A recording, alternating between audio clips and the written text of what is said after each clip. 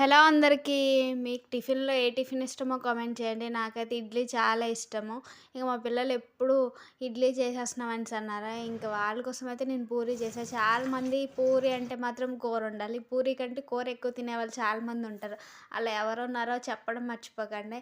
ఇంక నేనైతే ఇలా సింపుల్‌గా, ఈజీగా చపాతీ పిండి కలుపుకొని అది నానేలోపు పూరి కూర చేసుకున్నా. నా దగ్గర ఉన్న వెజిటబుల్స్‌తో ఫస్ట్ దానికి కావాల్సిన పోపయితే ఏసుకున్నాననమాట. ఇంక వెజిటబుల్స్ అన్నీ కట్ చేసుకొని అవి కొద్దిగా ఉడికినాక పసుపు, కారం, ఉప్పు, కొద్దిగా ధనియాల పొడి, మసాలా పొడి ఏమి వేయలేదు. అవి ఉడికినాక వాటర్ వేసుకున్నాను. 2 స్పూన్ల వరకే నేను శనగపిండి తీసుకున్నాను. మరీ ఎక్కువైతే టేస్ట్ అంత బాగోదు. క్వాంటిటీ ఎక్కువ కావాలంటే మాత్రం పిండి కొద్దిగా ఎక్కువే వేసుకోవాలి.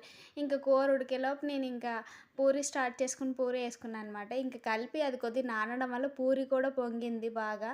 నేను చేసిన పూరీలు గనుక నచ్చినట్టుంటే సబ్స్క్రైబ్ చేసుకోండి. Thank you.